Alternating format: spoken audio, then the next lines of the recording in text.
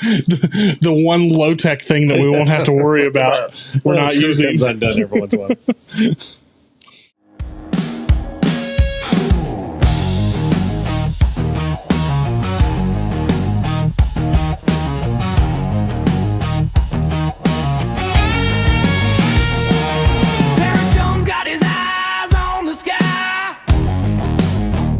Looking for saucers in the black night high. Abduction dreams and alien screams. He says they're out there more than it seems. JD's got a lens hunting for Bigfoot's trace. Deep in the woods, in the shadows, embrace a rush on the ground. He's frozen in place. Did you hear that? Something's on the chase.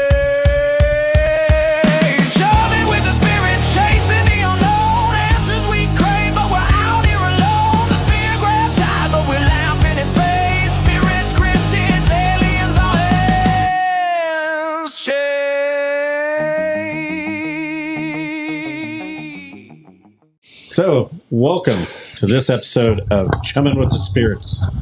Content, Bigfoot. 6 hours after setting up and getting ready to film. One of these days we'll actually get this figured out. Well, we get it figured out and they change the rules. Yeah. But I'm excited for this one. It's been a while since we just did you and me and did a full episode. You're going to be carrying this one.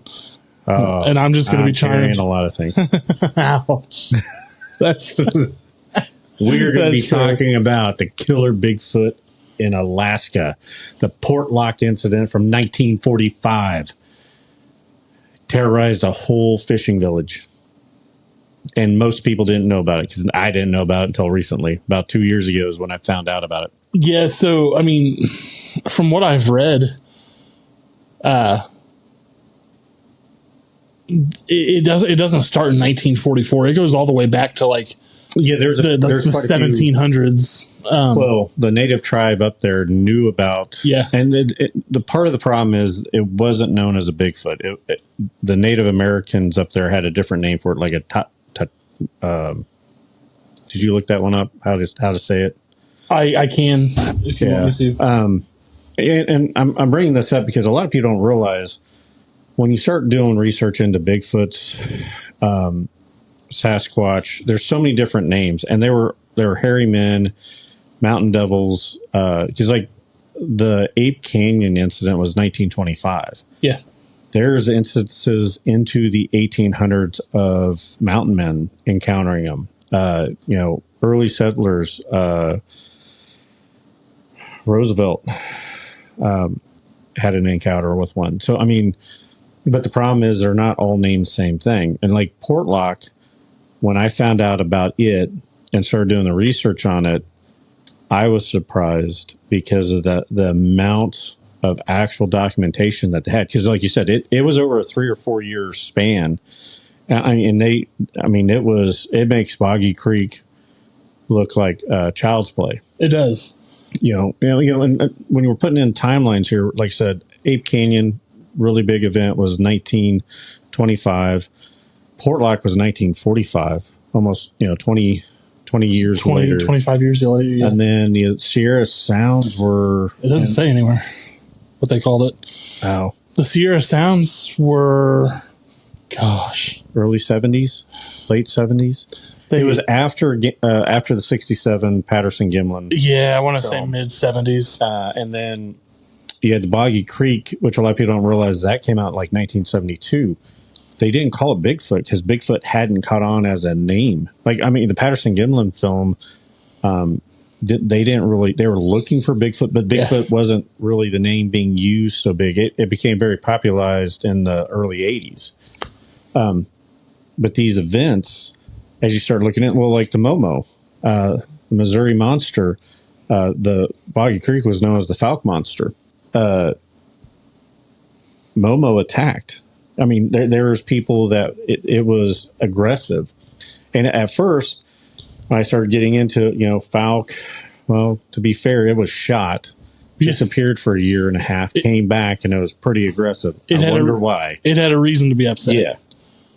The Momo Again, these, like the Falcon and Momo, were like 7.5 to 8 foot tall. They weren't super big. Like they're not like when you start getting into the Northwest and Oregon and Washington. There are some that are talking 10 to 15 foot tall. They are massive. Not that an 8 foot hairy gorilla or 7.5 foot. I mean, because once you're above 7 foot, it really doesn't matter. There's nothing in the woods that should be that big in this area. Like when you get into Colorado, technically the grizzlies aren't there anymore. And once you get over 7 feet tall, if it wants to hurt you, it's going to hurt you. Yeah, you're not getting that. I one. mean, its stride at 7 foot tall is going to be a 7 foot stride, unless you got a military grade flamethrower or something. Yeah, or you're on a motorcycle. Or, yeah, and that's some of the things to talk about. Like when this started happening in Portlock. Portlock was a fishery hatchery. So it's an island up in Alaska. It's Native American land. They had set a fishing village up. And generally what happens at these fishing villages, that there's a refinery for the fishing. There's, a general store, housing pops up. And there's a peak in the business time, and then it slows down where there's only a couple people stay around in the slow times, and then it picks back up. And they're still being used today, not Portlock, but there's still many fish hatcheries and fish refinery places up in that area that, there's certain seasons for certain fish. So they go out, gather the fish, bring it back to those areas. They process them. And again, modern technology makes it where you can process it a lot faster. It's true. So you don't have to stay out there for so long, which, not just Bigfoot. Alaska has polar bears and grizzly bears. And then you have the offshoot on Kodiak Island, which are as big as they're brown bears / grizzlies that are big as polar bears. I mean, they are massive, 10 to 15 foot high. I mean, they are apex predators. So Portlock was founded in 1785, a long time ago. It was like a trading post. It was founded by Captain Nathaniel Portlock, but that makes it convenient. Yeah, that makes it convenient. He didn't build. He took over the remnants of an old Native American shelter area.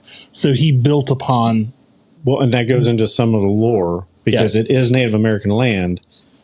They moved off the land.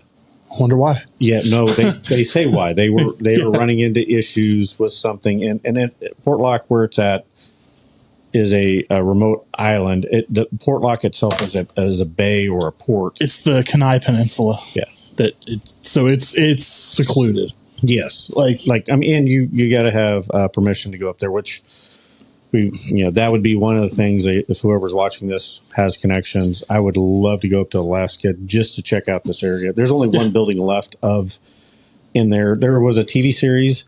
It was the Killer Bigfoot of Alaska. It was some Native Americans going back to kind of check out that area. I enjoyed it. So they didn't get a lot of activity on it, but at least you got to see what the island looked like in that. So I do remember, technically, I can't remember what station or what the show was called, but I want to say it was a Josh Gates episode. They actually went up there and investigated it, and they came to the conclusion that it was a giant unknown wolf. And I'm like, I don't know if I necessarily believe that. No, the fact that it might have been something other than Bigfoot, I could associate with like a Wendigo. Or for as aggressive. So the reason why we're talking about it is the only one that I know of. And if I'm wrong, if you guys know of other attacks, this is a documented attack of a Bigfoot on somebody. He survived the initial attack.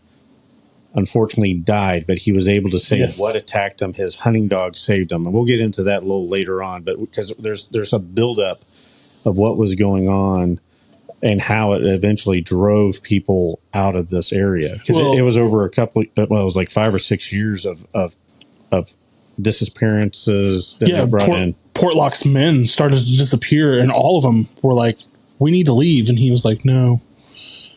They begged him to leave, and he refused to. And the fishery, what they were having happen was people were going out up in the woods, because I mean, it's really wooded. It's good for hunting, for food, for logging. But loggers and hunters were disappearing, and then they were being found brutalized in the river, like they'd been killed and then thrown into the river, and the bodies washed down. There was over 20 people killed that way, and they don't even know how many for sure. Could have been a predator. Well, they weren't ripping the skulls out and backbones out. And it was escalating. Like they'd have a couple disappear. Well, then they started offering bounties for people to come out, and they had people, bear hunters and that, going into the woods, and same fate was happening to them. Not coming back.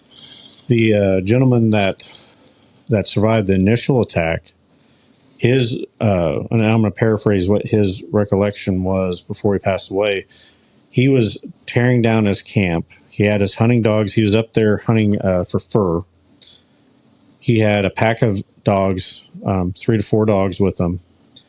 And what he was saying was he had his rifle with him. Yep. And as he's putting stuff up, he placed the rifle against a tree, turned to go pack some stuff up, and that's when whatever it was jumped on him and started pummeling him. His dogs leaped on the creature and managed to pull him off of him, and he took off running back to Portlock. He said it was a large, hairy, humanoid creature that was beating him. He got back to Portlock.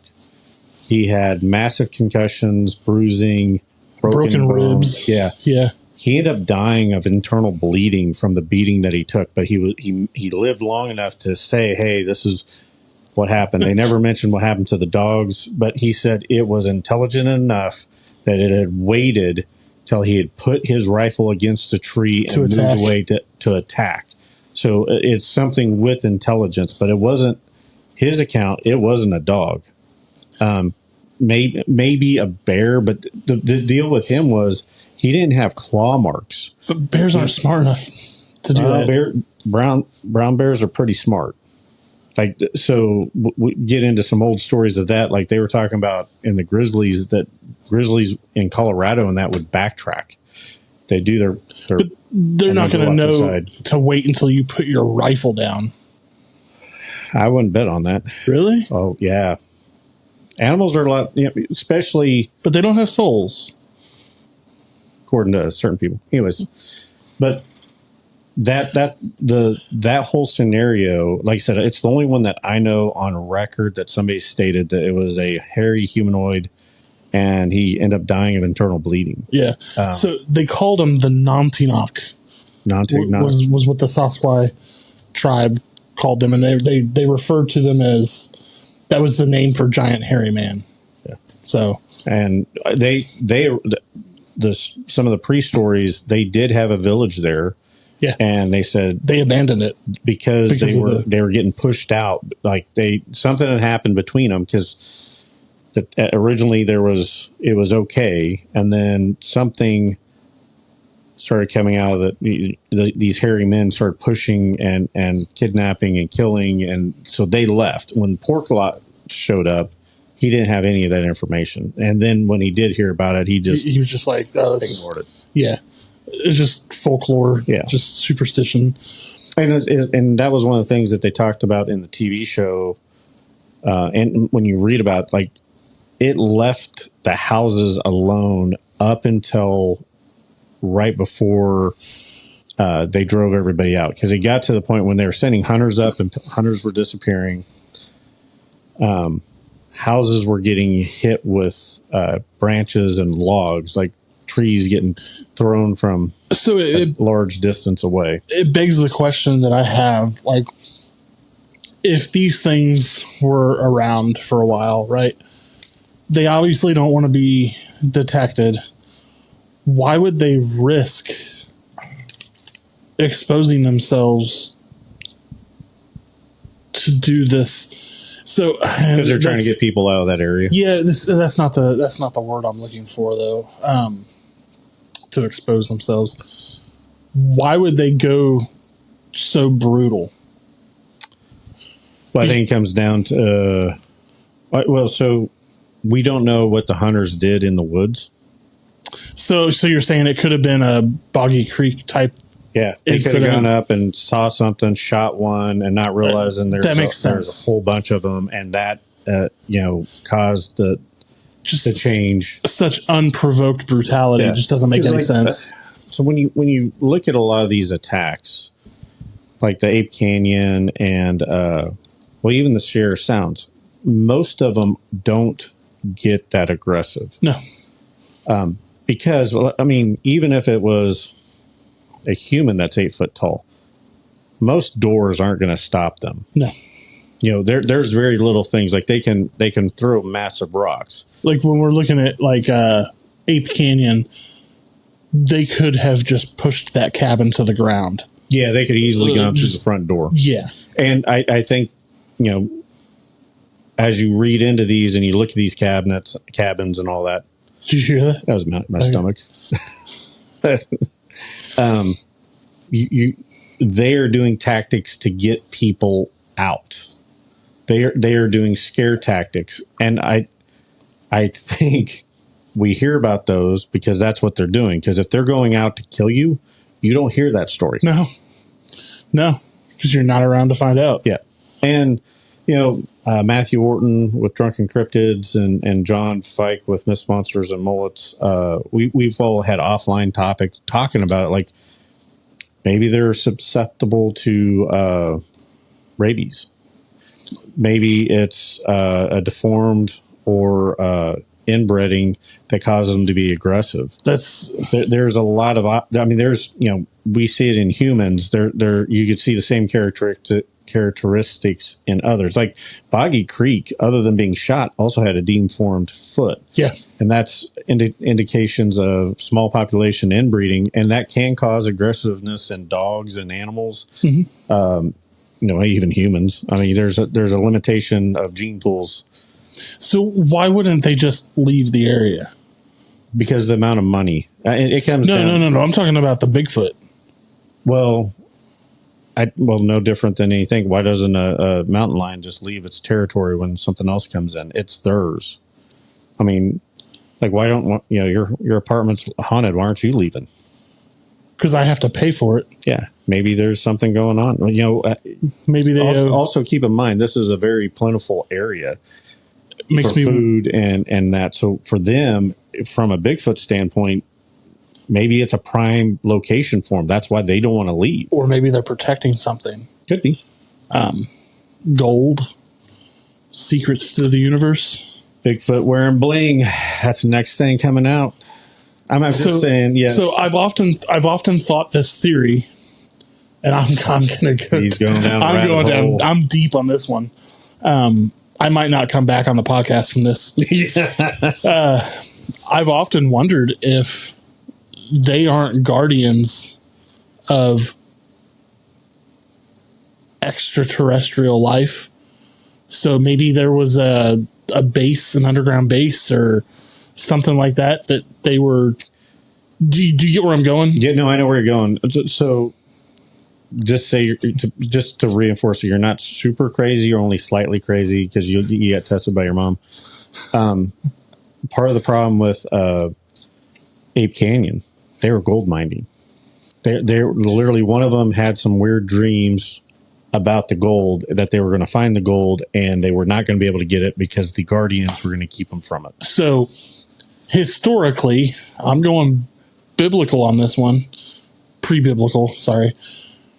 What were the aliens interested in? That's the same reason why Aztecs had a ton of gold, was their gods wanted gold. So that's what I'm saying. Very valuable to the gods, which we now know gold is a very great conductor, doesn't tarnish. It has a lot of properties, which would be very useful in modern technology. So maybe the Bigfoot from Ape Canyon were protecting a quarry for the gods or the extraterrestrials. Yeah. Well, there's stories in the Indian folklore about when the gods were fighting back and forth. And when you get into that, which is way older than a lot of people realize. Oh yeah, but they talked about tens of thousands of years. They manipulated monkeys into men to be servants in that, and a lot of people assume that's just humans.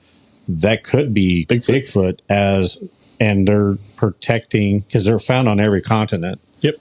But there may be some drive for them to make sure gold isn't found in the area or the stashes that they're around. Yeah. They're protecting. I mean, this is all wild theories because you can't until we find one and do that. And maybe there's something about the frequencies that gold give off, quartz, who knows? From our good friend Jason's mouth. It's not out of the realm of possibility. Yeah, it's all probable. It's all probable. That is, though, Monster Quest had done an episode on people in Canada. Yeah. The very same latitude where they had the hunting cabinet that you had to fly in and land on a lake to get to, where they got DNA samples off of a board with nails.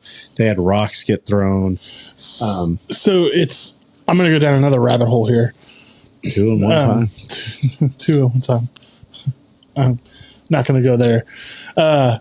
So there's a lot of stories that I've read of specifically Indian tribes having cohabitation with the Sasquatch species, where they would have like campfire gatherings and all this other stuff. Dances. They were another tribe that was peaceful and things happened. So does that mean that certain tribes of Bigfoot, just like Native Americans, just like humans, are just inherently aggressive and some are peaceful? And Native Americans, the Comanches were warring versus the Shawnee.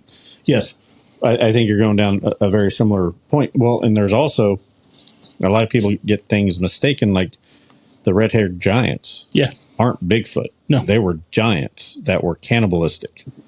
Dual rows of teeth, which you get into some biblical stuff on that later. But yes, well, one of the weird things was it seems when you look at stories in that, the taller the Bigfoot, the more docile. Yes. Which, to be fair, Shaq doesn't have to do a whole lot. Yes. I mean, you don't have, if you're that big in that area, there's very few things that are going to be a problem for you. Yeah. Versus something that's 6 foot to 8 foot. So that could be why they're more aggressive, and and you're dealing with so Momo and Falk were both singular. They weren't with a tribe. Yes. So they could have been outcast because they were male.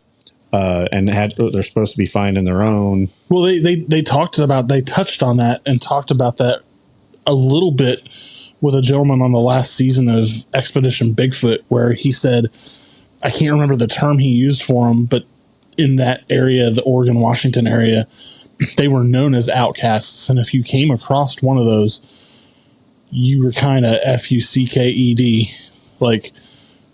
They're aggressive. They were aggressive, territorial, no thought of remorse, nothing. So maybe that is what the people in Portlock had encountered, was some sort of outcast from the tribe, and they were just pissed off.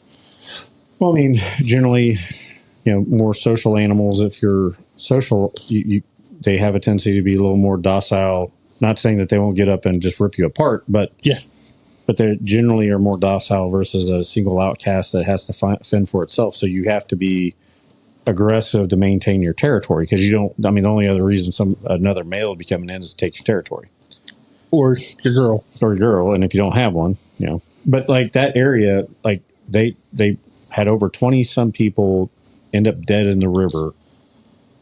That's crazy. And when you start reading it, then they had houses getting pummeled by logs and branches and rocks every single night. I do remember reading one story, if you don't mind, of the loggers that were out there, and they were having in the pitch dark, they were having the full tree trunks chucked at them. Yeah. Over 100 yards away. And, those are a couple of tons apiece. They're over 500 pounds minimum. Yeah. No, and No, I'm talking like full length logs, like 30, 40 foot logs. Yeah. Well, and that's, if the theories are true, there are multiple large trees that have been uprooted, turned upside down, and shoved into the ground, or massive trees snapped high up. The amount of force people, I mean, like, I to me, that is if I saw a tree that's been planted upside down, I'm like, I'm getting the fuck out of here. Yeah, that's my sign to go, oh, okay, he's marking that territory. And there's some theories on that type of stuff, but tree structures and all that. But I like I said, I think most of the time they are trying to get people to leave, because like throwing that tree, they could easily have just thrown it and hit somebody with it. Yeah, it was like they intentionally were like, and like I think the hunters shooting the ground, kind of. Yes, they're warning shots. They're trying to get people out, and the problem is people were going into the woods after them, and they took that as, well, you just crossed that line. And they talked about that there's the tree line. Like, you were good if you're in this. So we'll get into that here in a second, but let's take a quick commercial break, refill our drinks, and we'll be right back, folks. Yes, you're saying paranormal. Sitting here trying to record commercials. I thought about that. Can't get everything done. And we had enough time. No one's paying attention. But this is what happens on trying to have this. I think they'll make this. We find a rabbit hole, we go down the hard. Late afternoon already. So if you're interested in paranormal and listening to crazy crap, it'll probably be open to the segues into other crazy crap, people in that are just coming to the brewery. go check us out on YouTube. Chumming with the Spirits podcast. I'm going to go ahead and announce podcast.com. the party. Take our See you soon. So welcome back. Thank you for allowing us to go use the restroom. Refill our drinks. But before we went to break, we were talking about how these gentlemen from olden times would have this stuff happen to them, like the warning shots and the flogging of trees thrown at them. I don't know where I came up with that word. I don't think that was the right context. No, I don't think so either, but we'll just deal with it. Flogging. But then they're like, oh, that was cool, or that was weird. Let me go look at it. Those were a different type of guys. Oh, yeah. Well, I mean, they were, I mean, everybody up there was, you're not, people don't understand that, like, back even in 1925, that was, well, was it 1919 was World War One? Yeah, somewhere around there. It was the teens. Yeah, so, I mean, the people that go and do that type of work and are up in that area are very rugged individuals. They're not the guys that are going to live in a city, and they go out. They were hunting their own food. They were skinning animals. They lived off the land. They were very. Do you think that having a 30-foot tree log chucked at you, that would be a warning signal? Oh, it was. And they didn't take too kindly, because they'd go out there and try to find out what threw it. We would be like, nope. That's a sign. I mean, they did have in 1925. They had modern repeating rifles. They did, but not back in the 1700s. No, those were muskets and knives, and they were still going after it. Oh yeah, well, they were going after bear. Like they're like the early 1800s. There were people that were paid to go kill bear, and we're not talking black bear. We're talking big grizzly bear. Yeah. That were doubling back and looking for people. Like bears are a lot smarter than like most people realize. That's crazy. But Portlock like you said, they even then started recruiting people. They were getting people that were specifically known for hunting big game and animals, and they were getting killed. So, and that's the only thing about that one. That's what leads me to think that maybe it wasn't just one, because like. So I have an excerpt to read for you that's pretty crazy. That the San Francisco Chronicle newspaper actually reported that the events got so bad the giants would rip people apart in the streets to shreds every time they needed a meal. In Portlock? In Portlock. That people couldn't even go out into the street outside of the cabins, or else they would get ripped to shreds by these giants. It says, and then in 1905, the village was completely abandoned because of. I thought it was 1945 was when this was the Native Americans. Oh, when they abandoned and they told their story, which was pre World War One. Yeah. So I mean, they realized that this place was screwed, that they don't need to be living there. Well, and like I said, the story of the actual fishing village, they cleared the trees as far back as they could. Yeah. So they had a perimeter around the city. So I mean, because that they had stuff being thrown from the trees and that was the line that it got so bad that in the 1920s they enlisted a curfew that you weren't allowed out after a certain time. Which I mean is understandable. I mean, even if it's not a Bigfoot, if it's a grizzly bear or a polar bear that's true. I mean, humans are squishy compared to them. I mean, that's an easy meal, but that doesn't explain the things getting thrown. The gentleman, seeing something that attacked him, like I said, it jumped on his back and was pummeling him. Like I said, the only thing that saved him was his dogs, and he still died of his internal bleedings. You're like hours away from anywhere. It says that his dogs were not just killed, but they were torn to ribbons, like shredded. You know how much strength that would take? That's disturbing. Yeah. Do you know how much it takes to bludgeon somebody that quickly? No, I'm not a serial killer, so no. Yeah, and I mean, that's a lot of force. I mean, because also that guy is not going to be 150-pound small guy. We'd have to ask Raven that question because she's really knowledgeable about serial killers, true crimes.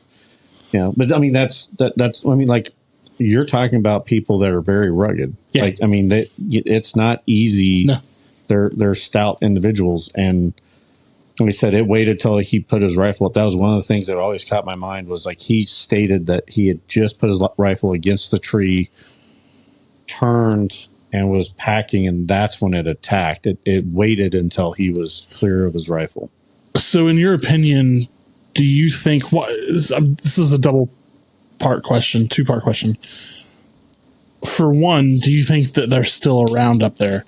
And two, why hasn't anybody put any surveillance equipment, like, long-term to capture? And maybe maybe the government has, and we're just not privy to it. So odds of something still being there, if it was a soul creature, probably not. It's probably dead.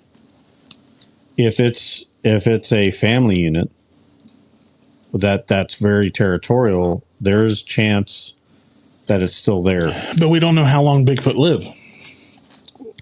Could be hundreds of years. Even at 100 years, you're looking at, it'd be old. But they could be like tortoises that live 500-600 years. I mean, well, that's a reptile, and sharks live long. Most mammals don't have that type of lifespan. How do we know it's a mammal?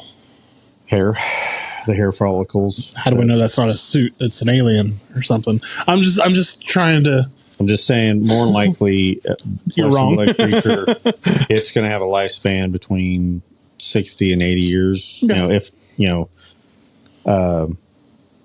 But the odds of it still being there. Now, like I said, if it's a family unit, they could easily still be up there.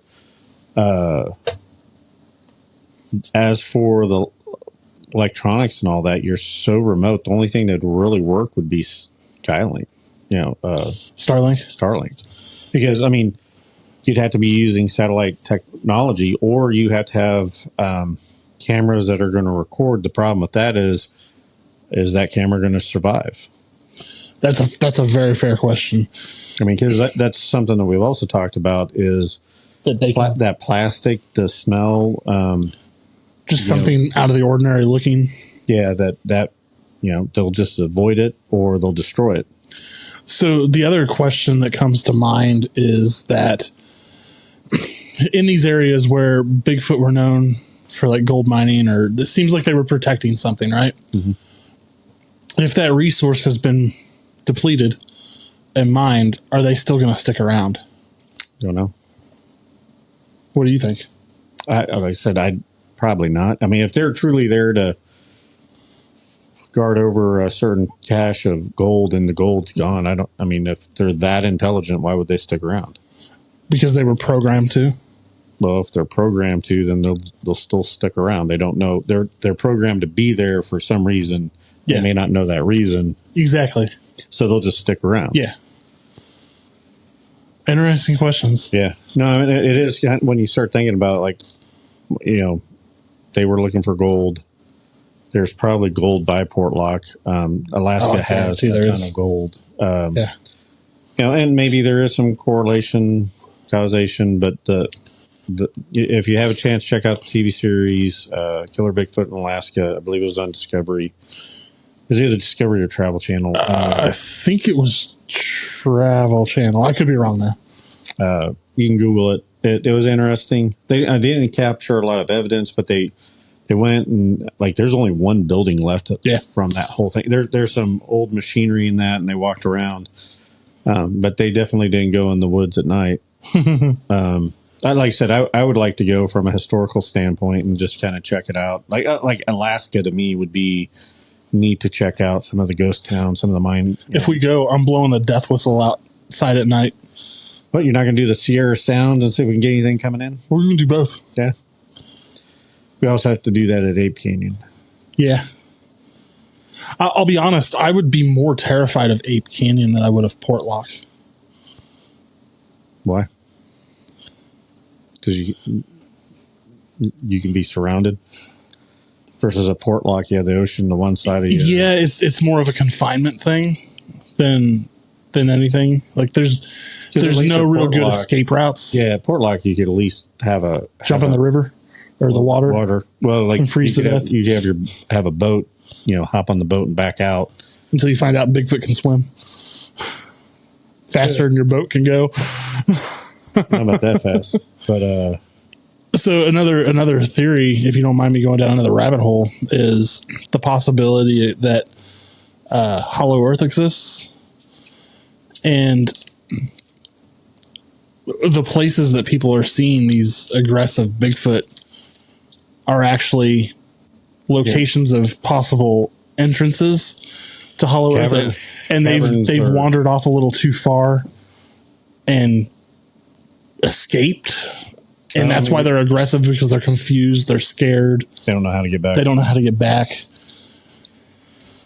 Could when missing 411, when he laid over the maps, that was terrifying. North American caverns, all the national forests, and then all the names of Native Americans that were talking about some sort of spirit or creature.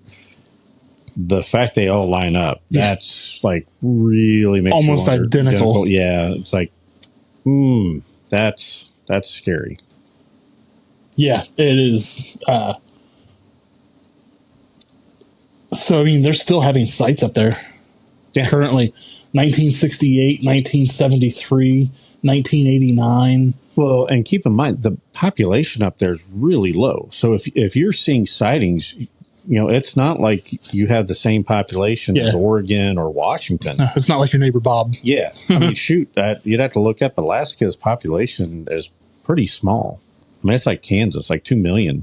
And that's I don't even think it's that much. It may not even be that much, but the area is bigger than Texas. We're looking it up.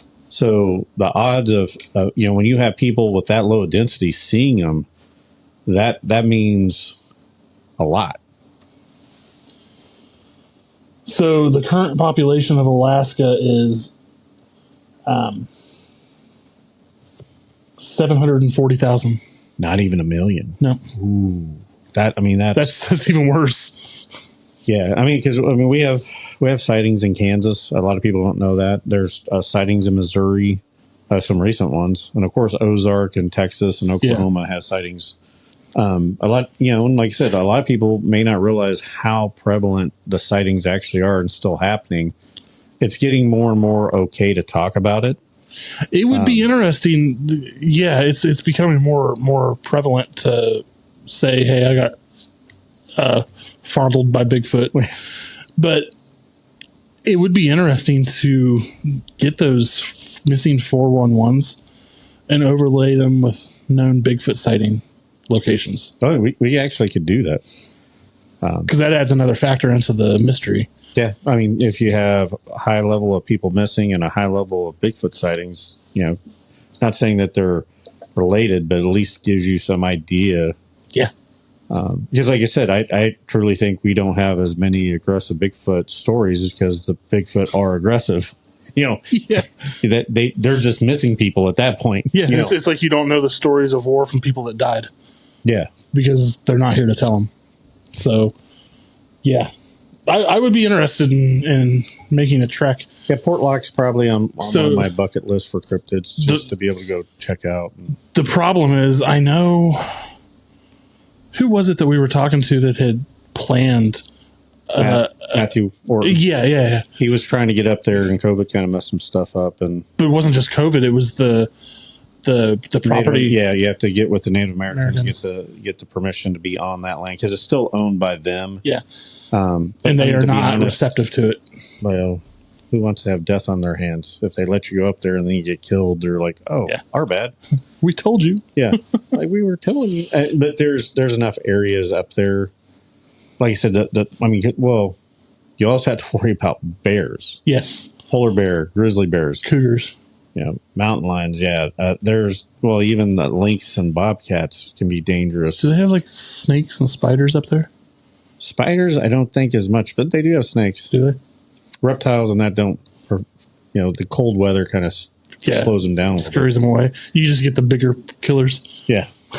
Yeah, so, I mean, like I said, Alaska would be a neat trip for us at some point in time. Okay, so we still haven't made it. Like, I didn't make it all the way to Ape Canyon. I've been to the base of Mount St. Helen. I still haven't made it to Mothman. Yeah, bad. Well, Mothman is right on the other side of the Appalachians. There are Bigfoot sightings prevalent in that area on the Ohio side. It's not only about an hour away. Is like Tar Hollow and Hocking Hills is one of their big hot spots for Bigfoot in Ohio. So, we'll eventually. Well, I mean, we're going to be back in Ohio this year if everything goes well. Might have to take like a week off work and just go Bigfoot scaping. I mean, I've seen ghosts. I've seen other things. I haven't seen a UFO and I haven't seen a Bigfoot yet. I'd rather see a Bigfoot than a dog man. Would you rather see a Bigfoot than a UFO? Yeah. Really? Yeah. I'm pretty sure about UFOs. What one? That they don't exist? That they exist. Oh, okay. Yeah. What one would scare you more? Encountering Bigfoot. Because, where's the other one? Or the others? Yeah. See one. Clever girl. Yeah. Yeah, no, that's. Well, and I mean, like, that's one of the things I enjoy about the Bigfoot lore and mythology of it. As we get more and more information and we realize, they seem to be more like gorillas. They are family members. That there's usually, it's rare that you have one, but that's usually if it's an aggressive male gets kicked out of the family unit. They're seeing dermal ridges in feet and handprints, and like if you haven't ever looked it up, look up Bigfoot handprints. They're way more common than what people realize. They are, and they are massive hands. I captured one years ago. I'm pretty sure that I lost in the annals of time. Yeah, but I mean, there's annals or annals. Annuals. ANALS. Sure. But I mean, everything's just a theory until something gets captured or DNA samples. I mean, the technology is getting bigger and better. The cameras are getting better. Like the thermal on the drones can be high enough and the cameras are good enough that they can't hear them. Expedition Bigfoot has caught something upright, moving through the forest with thermal. They've also caught video camera footage of them. So let's go down another rabbit hole here before we're done. Okay. We talked about it briefly this week when we were visiting with Matt. If you were lucky enough to befriend or capture one of these things, what would you do? Yeah, do you turn it over? I would say no. He made a pretty interesting point, and you're gonna have to check out Drunken Cryptids to find out what he thought you should do. But it is a conundrum of, do you turn it over? Do you try to make money off of it? Do you risk getting disappeared? Yeah, because there's a lot of tinfoil hat stuff about the government covering these up, that the government knows about Bigfoot, but for some reason they're keeping it quiet. No different than, like, there's stories of the Smithsonian losing giant skeletons that have been found over. They didn't lose anything. No, but they can't seem to find the records of them anymore. Because there are multiple mounds in Ohio and Kansas. I mean, so there are a lot of things that were pre-civilization Native American and even older that just got wiped out for farmland. And there some bones were found, and the theory, a lot of people were talking about that they had the Smithsonian come out, or they'd send them there, and then they go, "Oh, we have no recollection of that." Jason actually told us that he was in a museum that was in someone's garage up in Nebraska one time, and they had a historical map that showed a giant's skeleton found in the river here in Kansas City, but it disappeared. Well, I mean, yeah, they've been found all over. Yeah, like Lovelock Cave, where the red-headed giants were. All those skeletons disappeared. They were collected and grabbed by Smithsonian. That was in the Grand Canyon, or was that another incident? I think that was like Arizona or something. I'd have to go. Okay, because there's also stories that they found civilizations and giants. That's why part of the Grand Canyon is closed off. Well, there's also theories that there's hieroglyphs in the Grand Canyon, which would indicate that the Egyptians made it over to the U.S. well before. Oh, shit.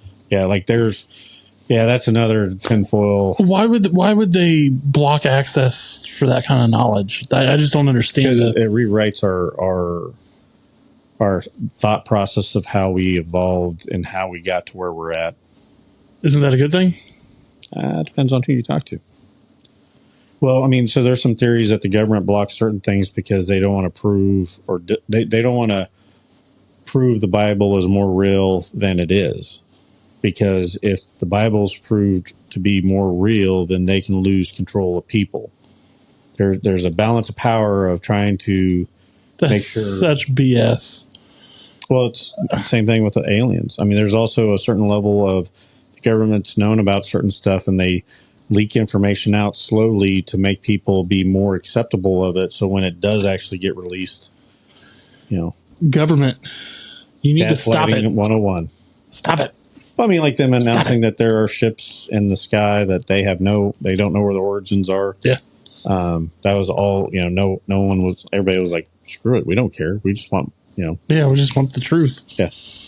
So Bigfoot will be one of them. And maybe, it comes out to be, it was a military hoax for 250 years. Who knows? I lean on the side that there's, well, like we've talked about, like I think the whole Bigfoot thing has been thrown into a big box, and there's a lot of smaller boxes that need to be pulled out, because there's the AHA stuff where portals, camouflage, predator style, versus a flesh and blood creature like a gorilla or a primate. There are paranormal encounters out in the woods that people don't realize. Yeah, because they may be, like you said before, they may be wood spirits or forest spirits, elementals, or however you want to call them. Yeah, and there's a chance that, and we briefly talked about like what because a lot of times when you see Bigfoot, there are orbs, there's UFOs, there's usually portals. Like you've talked about wanting to try to get our spectrum analyzer out there to see if there's radiations of gamma rays, because that's one of the things that they're starting to think that may be an indicator of portals opening. And we did actually have evidence of that. The Geiger counter actually spiked on certain instances when you guys would call something in, which I find interesting. And that's all theories, but there may be something that correlates, that draws them to an area. Mm-hmm. That if there's Bigfoot in the area, there may be paranormal, there may be alien. I mean, there's a reason why they're there. No different than maybe it's just the habitat. It's great habitat for, like I said, there's gold. Well, that may be because where the gold is, there's other things around that the Bigfoot like, and all the gold is what the aliens want. And then, the paranormal, there's just spirits, and they're picking something that could scare people, which is either a 10-foot bear or 10-foot tall Monkey. Bigfoot, we haven't even touched Dogman. There's that whole realm. We're not going to go down that rabbit hole tonight. But so Portlock is definitely, like I said, the only thing I know of, if you know of another instance that's been recorded of a killing of a person by a Bigfoot that was documented, because that one was documented, you can actually look it up. Let us know. And that way we can research that one. Because, my theory as of right now is we don't have a lot of stories of aggressive Bigfoots, because they are aggressive, and if they, you don't get a chance to tell that story. No. So, please make sure to go like and subscribe. That is the best way for us to continue to make content like this. Make sure to go check out our Facebook page, Chumming with the Spirits Podcast, our TikTok, and our website, cwtspodcast.com. You can find access to all of our audio, video episodes, as well as our wax stories, evidence that we've captured on paranormal investigations that we've been able to find and upload. As soon as we get Bigfoot captured, we'll put that up there too. But you can also check out our store, where we have all of the fabulous swag and items that Jeremy works so hard on. JD works so hard on, as well as some other things. And we got some new stuff coming up. We do have some other personal events that are going on. Some private events, but we're going to be doing some more public events this year. Yeah, we're trying to get out the KC area. We have an announcement coming up pretty soon at the end of the month. Big announcement. But we'll be at the Central Kansas Paracon in Hutchinson. We're going to be at the KC Paracon KC in August. Yep, and then we also have the Arkansas Cryptid Festival. We'll be speakers. Well, we're going to be speakers at all those events. Come out, say hi to us, talk to us, tell us, hey, we really like this, or hey, you could probably have done this way better if you'd done this. Yeah, and we're also hoping to be at the Elmwood UFO Days. Yep. We're still waiting to hear back on that one. Yeah, we'll be posting more stuff out. We're going to try to do better at making sure, at least on Facebook and YouTube. We'll try to do it. Anything we put up on TikTok and that as well. We're going to try to post as much stuff to let people know where we're going to be at, what to kind of expect and go. And hopefully things go well. We might have some live events coming up with some other fellow podcasters. We have a large network of paranormal podcasts that have supported us, and we love supporting them. We're looking to do as many collabs as we can. So you can find all our friends below on our channel on YouTube. Just look at the main channel, scroll down, you'll see Friends of the Show. That's growing constantly. We have a great group of paranormal investigator groups that we know in the Kansas City, Kansas area, Missouri. Which is good to see that that's growing again. Yes, it's good to see people starting to get back out there and doing it, trying to get the evidence to help validate some of this stuff. And just have fun. Yeah, and enjoy it. Yeah. I mean, we luck out. We have so many great locations, from Sleeper Mortuary, Macintyre Villa, Melbourne. We're 6 hours away from everywhere else. Yeah. I mean, we are really lucky when it comes to at least haunted locations. We're now finding out of all the locations for cryptids. There's a decent amount of activity around Kansas City.